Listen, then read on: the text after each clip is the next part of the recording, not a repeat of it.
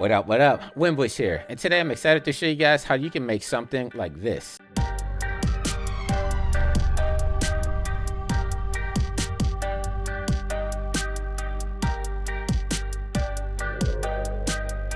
Now, everything that you see here was 100% created with assets from Production Crate, everything from the 3D models and even the music and the sound design as well. Now, if I come to productioncrate.com, you come over here to the 3D section and I'll show you exactly everything that I downloaded. So if I come down here to space, you can see we have a whole bunch of HDRs in here. I just picked one of these random HDRs in here to light my scene. And then if I come over to 3D models over here on the model side, if I come down here in the space, we have a whole plethora of different space objects that we could pick from spaceships to astronauts to interiors and planets. If I scroll down here all the way to the middle, I'm using this one right here, the fighter spaceship. This is going to be the main one that you saw inside that animation there.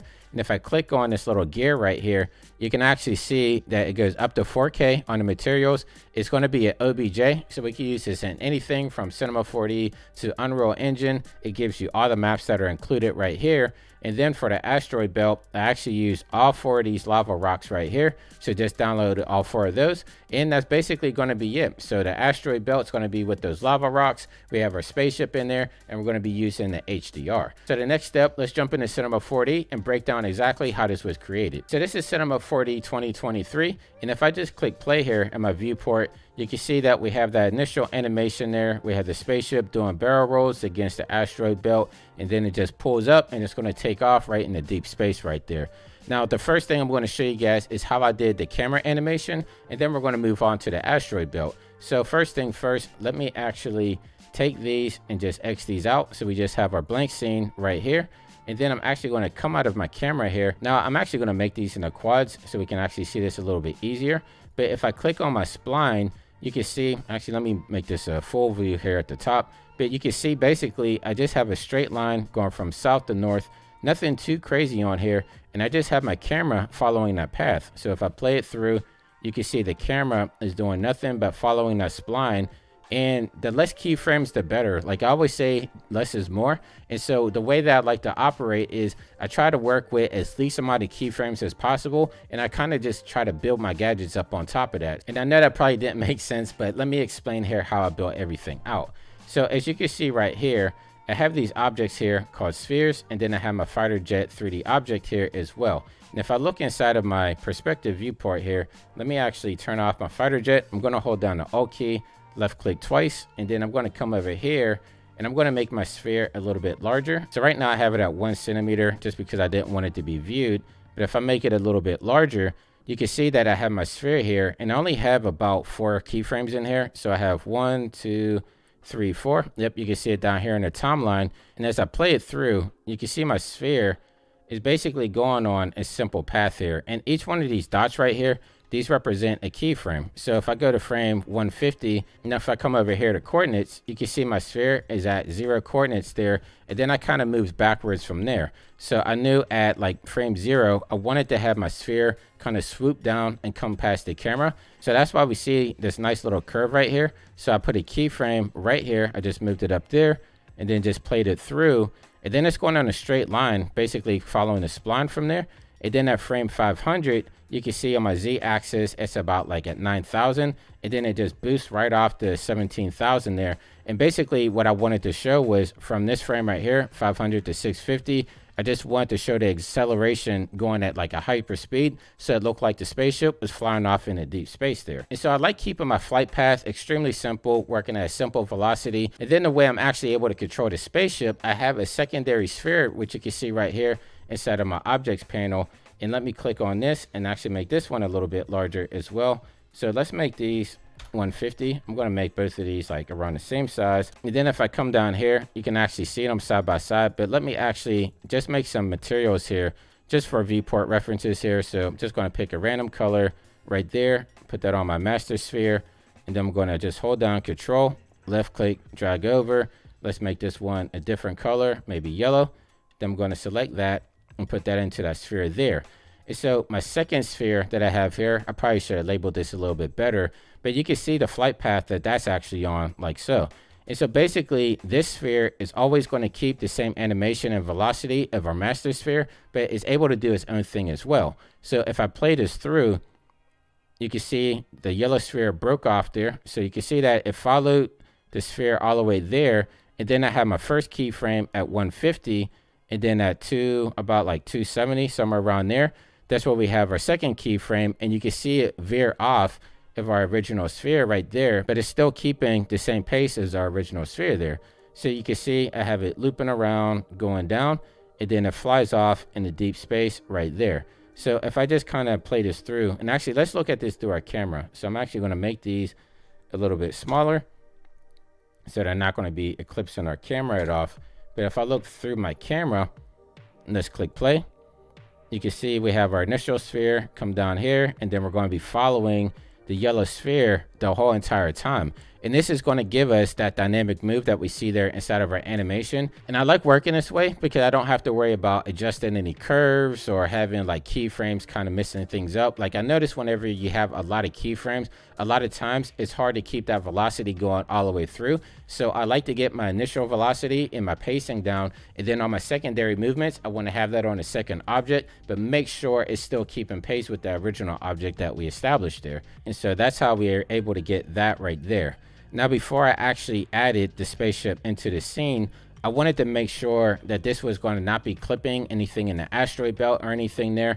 And so in order to build my asteroid belt, let me actually come out of camera.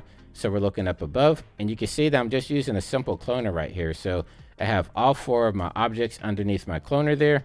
I have a grid cloner. You can see the count, not too many asteroids in here. It's like 8 by 5 by 9. And if I actually turn this on, let me pull back a little bit. You can see that we have an asteroid belt here, but it's not really anything too crazy going on there. So if I look back into my camera and I just play, you can see we have our spaceship coming down, and the camera is always looking at it. I'm going to show you guys how we could do that too. But I wanted to make our spaceship look like it was going to hit that asteroid there and then kind of barrel roll off here to the side, and then it's going to keep following it. I'm going to show you guys how we could do always following this sphere right here, in which if I click on my camera, and then I come up to my tags and animation tags right here under target, you're going to turn that on. And if I look under my target here, you can see that my target object is my sphere 1. So it's always going to be looking at that sphere, no matter how fast or wherever that thing is going, it's always going to be directed at that sphere, and it's going to be a center camera. And so getting back to the camera animation itself, like if I come back here, and you look right here, it says spline path. And so basically I have my camera always going along that spline path. That's why I created it in the first place. And it's as easy as basically just having a couple of keyframes in here as well. So if you look at this little position tag right here, if I keep moving this through, our camera is moving along our spline, but it's always looking at that sphere. So it's not really that complex of a setup there.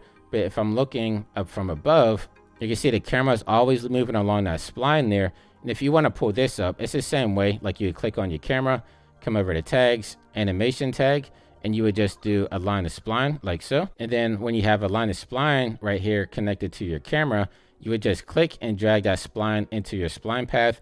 And now you can control the camera animation just using our positional lever right here.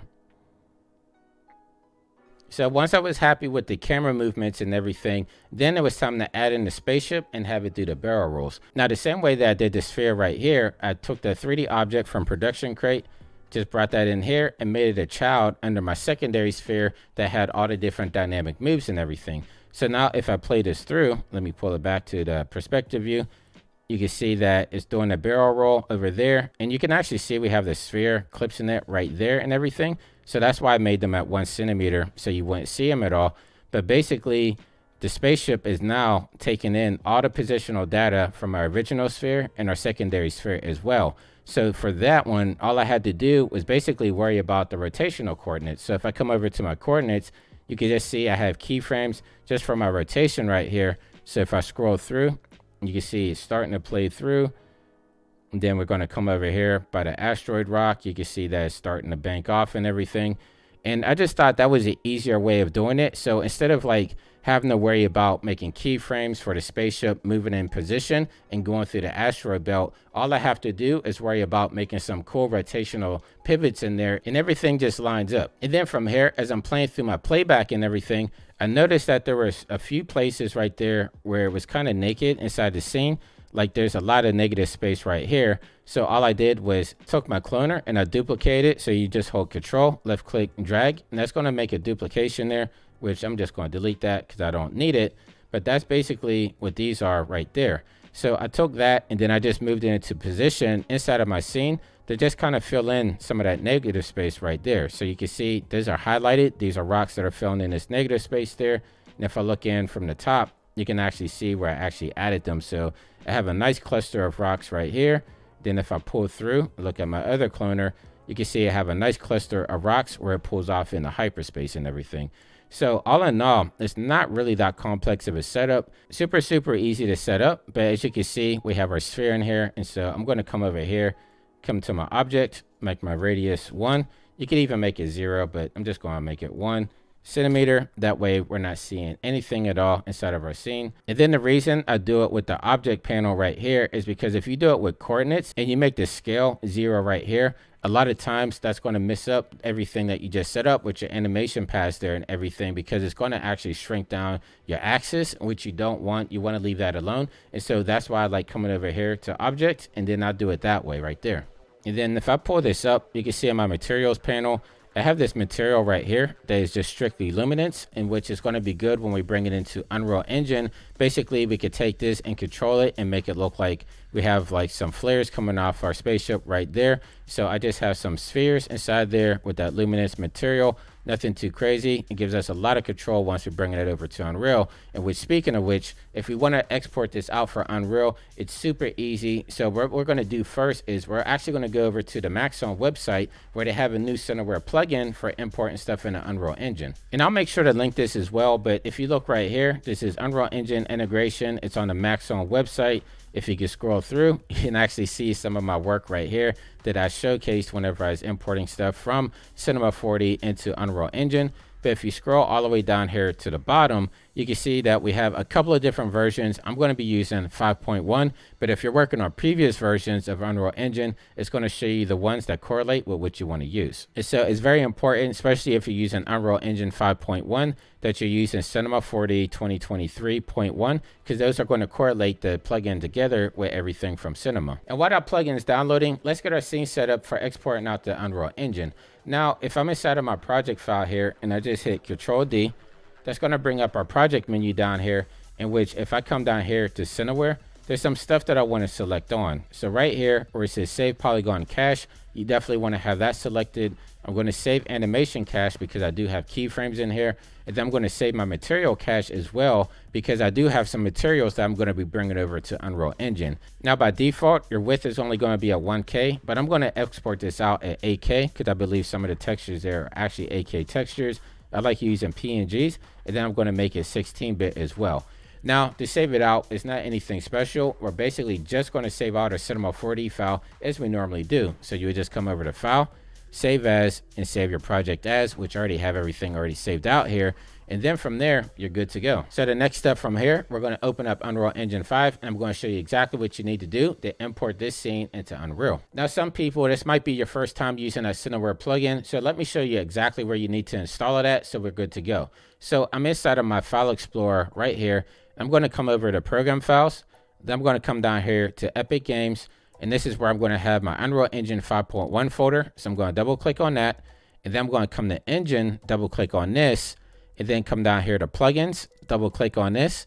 And then down here, if I scroll down to the M's, we should see a folder that says Marketplace. Now, if you don't see a Marketplace folder in there, just make one, just right click, new folder, and then name it Marketplace, because this is where we're actually going to click and drag the Cineware plugin into our Unreal Engine 5 folder. So right here, Marketplace. And again, if you don't have it, make sure you just make it. I'm going to double click on it. And then all you would do is click and drag your Cineware for Unreal folder directly in here, and you should be good to go. So if I double click on it, these are all the files that we should be in there. But again, make sure you make a Marketplace folder if it's not already there, and then just drag and drop it into there. So from here, we're going to start up Unreal Engine 5.1. And when you have Unreal Engine 5.1 open, we want to go over here on the left-hand side. We're going to do film, video, and live events. I'm going to start a blank canvas here and then just save it anywhere that you want in your project location. I'm going to turn on ray tracing. Then for this, I'm just going to name this one production crate like so. And then I'm just going to click on create and let Unreal Engine work its magic. All right, so we have Unreal Engine 5.1 opened up. So first thing we're going to do is come up here to edit, come down here to plugins. And then in my search bar, I'm just going to type in C4D.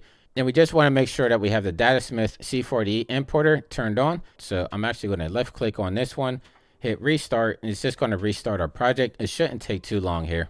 So now that Unreal Engine restarted, we see that we have everything turned on here. So I can actually exit out of my plugins folder here. And then here, instead of my viewport, I'm just going to actually start deleting some of these things. So I'm going to delete the floor. I'm going to delete this controller here. I'm going to come over here. Let's delete the skylight. I'm going to delete the sky sphere. I'm going to leave my light source. I'm going to delete instant actor here. And I'm going to delete the atmospheric fog as well. So that's going to leave us with a completely blank slate. And that's okay because we're just going to light everything with our HDR anyway here. So before we do that, we're actually going to come up here to this cube with this plus symbol. I'm going to left click, come down here to Datasmith. And I'm going to do file import. Now I'm going to find where I have my file saved before, in which I have it in my Cinema 4D folder. This is the one right here, Space Sketch version 2. I'm going to click on open. And then this folder is going to come up. I'm just going to click on content. And I'm going to click OK. Now that's going to open up this one right here, the Datasmith import options. I'm just going to have everything selected right here. And I'm going to leave import geometry cache off because that's going to make the import really slow. If you could get away with not using it, then I would. But in some cases, you might need to do the import geometry cache. But in this case, I know that we don't need to.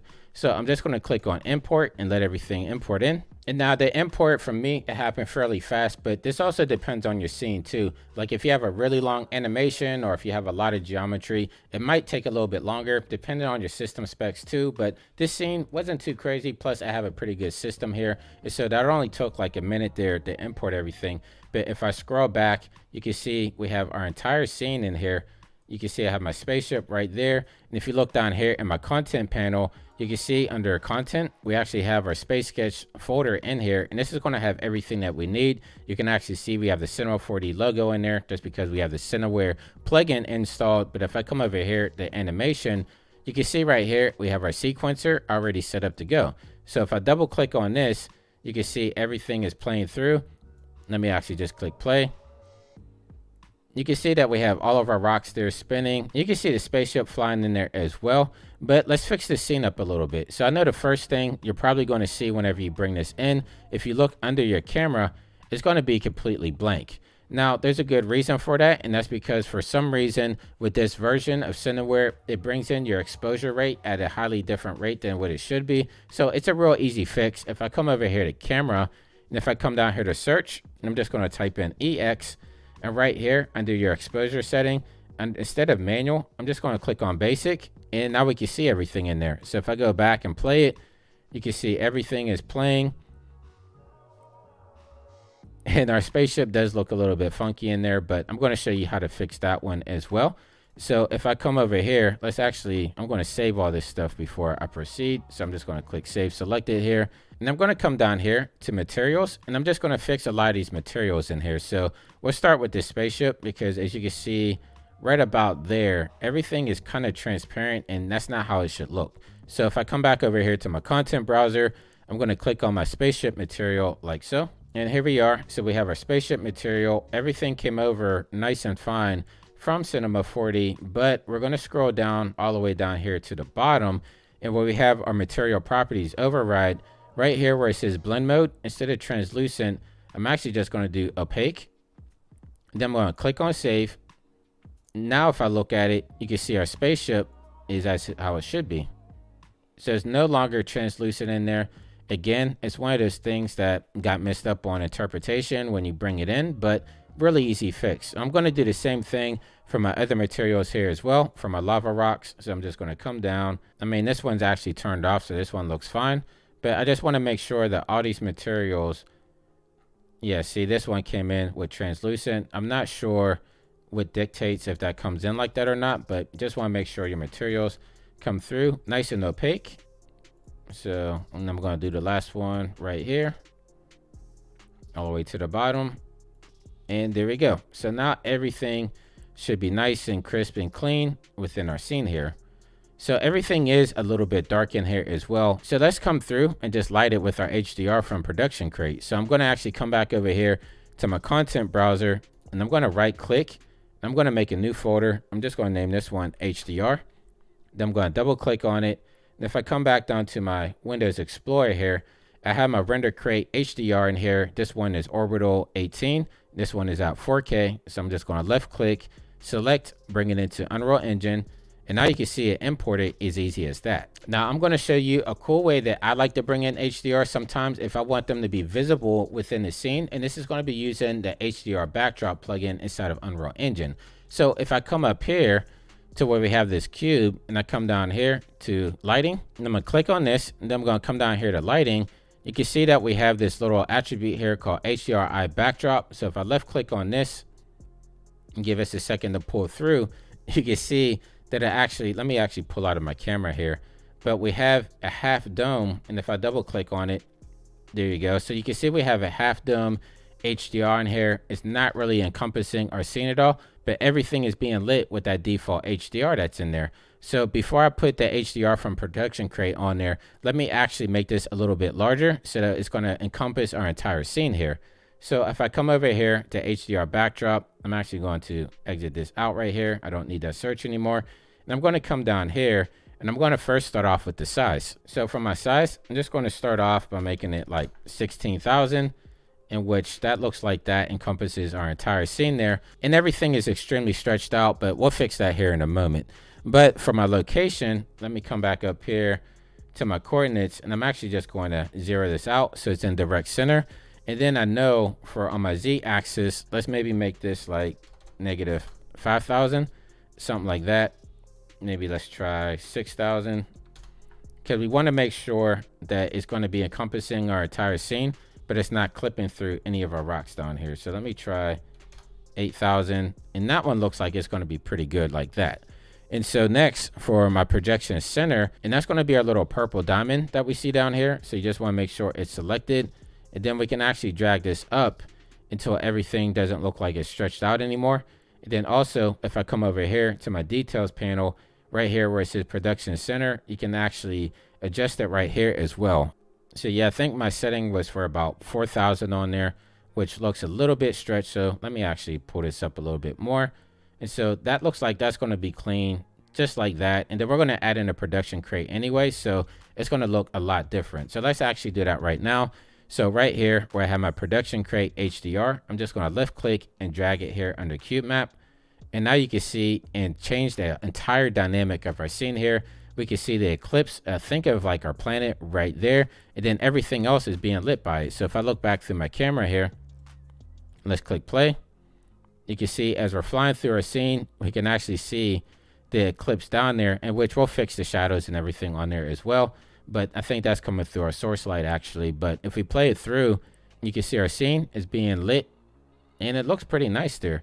But actually, let's fix our shadows right there and everything right now. So before I do anything else, I'm going to raise up the intensity of my HDR just to make it a little bit brighter, somewhere around there. And then if I come under here, under my light source, and I'm just going to type in shadow. So, and we're going to turn off cast shadows, and it's going to turn it off for everything, but at least it's not casting it on our HDR. And I like how this looks a little bit better as well. Like it's not casting it on the HDR. It's not casting it on the ship, of course, but I think it's going to make it look a little bit cleaner overall. And we can always come in here and we could just zero this out. And I'm going to leave my rotation as is, but down here under intensity, I can actually make this 2. So it's not highlighting everything just as much, but I think this is going to look good like that. So let me actually play this through. You can see we have the stars up there and everything. Our spaceship looks really nice flying through our scene here and everything. And everything is just working. Like I'm liking how this scene is looking so far. The only thing I don't like is how this is kind of dark right there. Like this is our hero object. And so we want to make sure that our hero object is properly lit so we can see it throughout the scene, in which I'm just going to bring in the light and I'm going to attach it to our spaceship so that it's always lit on the one angle. So in order to do that, I'm going to come up here and I'm going to left click and I'm going to come down the light. And I'm actually just going to use a rectangular light. And if I come over here and look for my spaceship underneath my world outliner over here, let me try to find it here. So it should be under my sphere, in which, there we go, we have it right here. So I'm going to click on this, just drag this down a little bit so you can see it better. I'm going to click on my rectangular light, bring it under my spaceship here, and I'm just going to move it so that I can actually get it in a good place to light it and everything. So let's rotate it like so. So somewhere around there looks pretty nice. And if I scroll back up, maybe our intensity, bring it down just a tad bit. Then let's change the barn doors as well. So if I come down here, let's say the source width somewhere around there, maybe let's do 400, and then let's do 300. There we go, something like that. And you can always hit it like an angle or something too, just so it's not like head on. And then also, before anything else, instead of stationary, I want to make it movable because all my lights are going to be dynamic. I'm going to do the same thing for my source light, make it dynamic, make it movable because we're not baking any lighting here or anything. So now as we play it through, now we have it properly lit. Everything looks good. We could probably even do it for the bottom there as well. Like whenever it came through right there is a little bit dark. So I'm just going to actually come through, look for my rectangular light again here on the right hand side. And I'm just going to actually right click, come down here to edit. And I'm just going to duplicate it. And now we have a rec light 2. And I'm going to come up here and switch over here so I can actually just move my axis over. Then again, come up here, select my rotational tool, maybe something like that. And you can dial this in any way that you want. I'm just kind of going off the cuff right now. Just play this through. So everything looks pretty nice. And again, you would just go through and dial it through how you want, but that's basically how I set up my Unreal Engine project file right there. Like everything was super easy and clean, except for those few hiccups with like the camera and materials, but I showed you guys how to fix that. So if you really want to make this really dynamic, let's add some atmospheric fog in here. So let's come over here to where this cube is. I'm going to come down here to visual effects, and I'm going to add exponential height fog to my scene right here by left clicking. Then right here under my details panel, I want to scroll all the way to the bottom. There we go, till we see volumetric fog. So I'm just going to click on that. You can already see that we have some fog in the scene there. That looks really cool. Maybe let's not keep it white. Let me come back to my volumetric fog here. Maybe let's add like a tint of blue in here, somewhere around there. Come over here, the fog density. This is where we're actually going to make it more or less more foggy or less foggy, but somewhere around let's do 0.05, somewhere around there, maybe 0.03. Not too much fog. We just want to add a little bit of atmosphere in there, but you can see that changes the whole dynamic of our scene right there, and everything is looking pretty crisp there. And before we render out, if we want to add a little bit more oomph to this project, we're going to add a post-process volume just to control the lighting a little bit and some of the lens flares as well. So what I'm going to do is come up here to the top left-hand corner where we have this cube here. I'm going to left click on this, and then I'm going to come down here under visual effects, and then I'm going to add the post-process volume like you can see here. Now you can see that we have a cube here, and I'm actually just going to make it center. But what we want to do is actually come down here in the search, and I'm typing in UNB, and that's going to bring up infinite extent unbound. Now we want to click this on because that means everything that we're going to do from here on out is going to encompass the entire scene and not just that volume of that cube. So scrolling down here, and let me actually move this up a little bit so you can see it better. Let me scroll through here a little bit so we can actually see what's going on with our immersive lights. So if I come over here to bloom and I turn these on and I come down here to convolution, you can see our lights started to flare up just a tad bit there. But our intensity, I'm just going to leave this as is because I'm actually going to control these with the material from Cinema 4D. So I'm back in my content browser. And if I come over here to materials, remember that one that we had in Cinema 4D that was just the luminance channel? That's this one right here. So I'm going to double click on this, and then I'm going to come down here to where it says emissive glow. And let me actually move this over so we can see it happening in our viewport as well. Let me scroll this down, and let me just click this up to like maybe 25. And now you can see we're really starting to get some cool glows in there. We're starting to get some lens flares. Let me actually bump this up to like 30, maybe 50, something like that. And that's how we got that emissive glow coming from the back of our spaceship.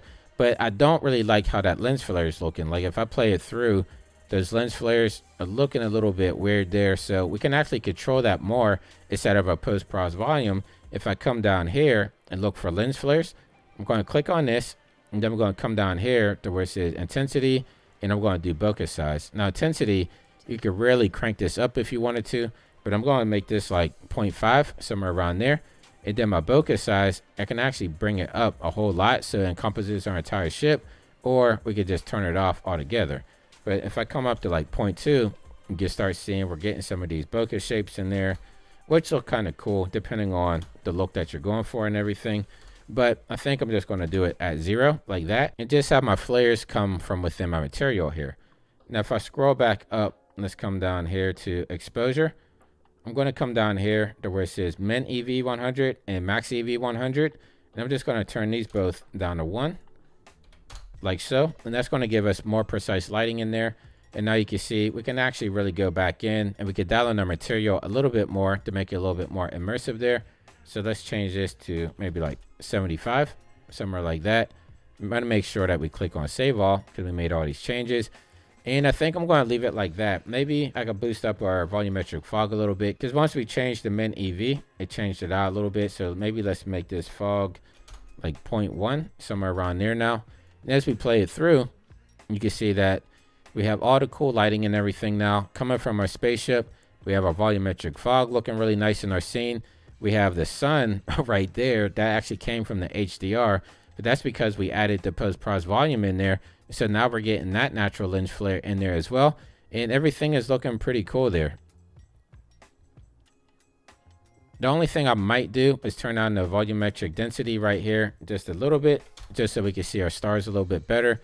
But I'm pretty happy with this scene here. So let's go over and start the rendering process. So now that we're happy with our scene and everything, let me show you guys how we can render everything out. So the first thing we want to do is we want to add a camera cuts track to our sequencer so Unreal Engine knows exactly what it needs to render out. So down here inside of our sequencer right here, this isn't going to be here by default. You're going to actually hit track, and then we want to add a camera cuts track.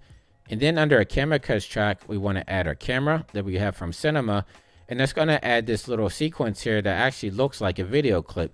Now, what this does is basically, this is turning Unreal Engine into almost like a nonlinear editor. So if you have a couple of more cameras in there and you want to cut angles and everything, you can actually do an edit inside of Unreal Engine. We're just going to stick with this one camera for this tutorial, but those options are there, and that's what the camera cuts track does. So it's basically saying this is the sequence that we need to render out right there. If I click on this camera, you see nothing changed because we only have the one camera in there, but we can actually take this and edit different camera cuts tracks. So you can see that I'm actually moving this over, and let's say camera 1, you wanted it to be like that, and then you have another camera, you can add that in there, etc. But I just wanted to show you guys that because that's another cool feature in Unreal. So again, to reiterate, camera cuts track, definitely important to have in there. But I'm going to come up here to this clipboard, left click, and that's going to bring up our movie render queue.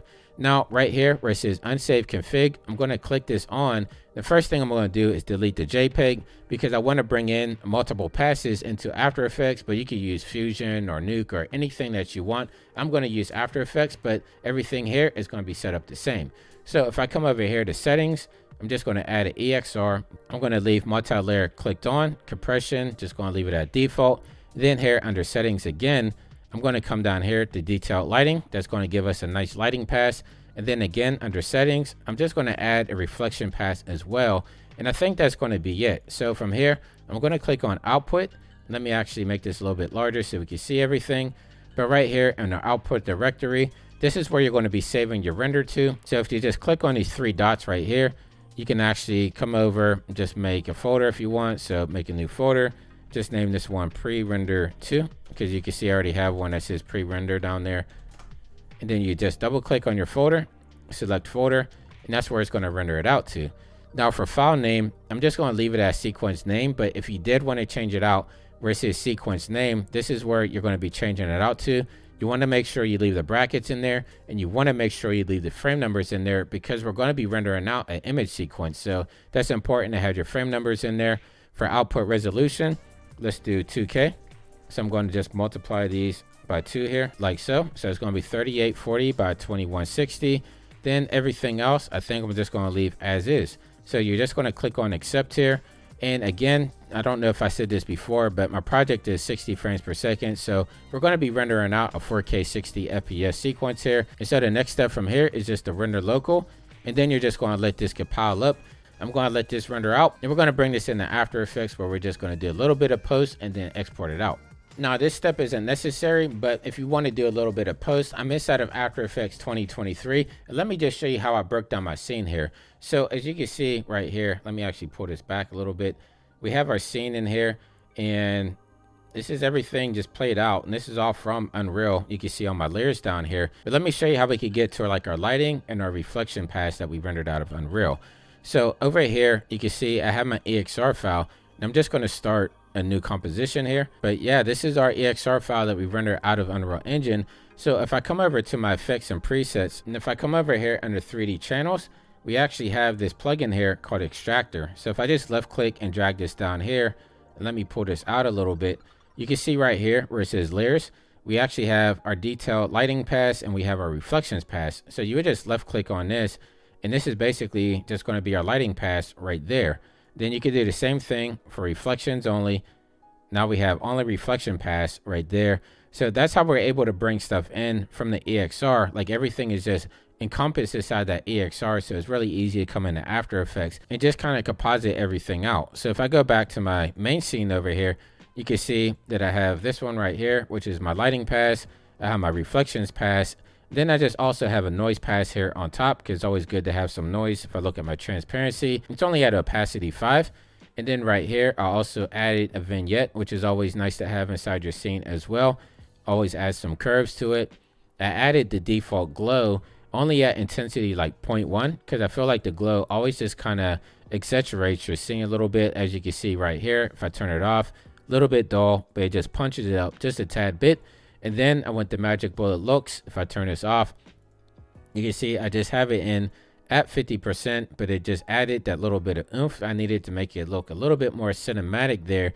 And then also all my sound effects and the audio track that I have is all about Production Crate, which you can see down here. So I went to like some of the atmospheric effects and everything, and I just laid it out in there, and that's basically my setup there in After Effects. So I didn't really have to do too much inside of After Effects, but I just like bringing it in, use some Magic Bullet Looks and some curves and some stuff. But you can do this in Unreal, but I'm just more comfortable doing this type of stuff in After Effects at the moment. So that's why I like setting it up like this. Thank you guys again. Thanks to the team over at Production Crate for sponsoring this video. It was a blast working with some of your assets there, putting everything together and coming up with this cool sequence. So until next time, stay fresh, keep creating, and I'll catch you guys in the next video. I see you soon. Take care.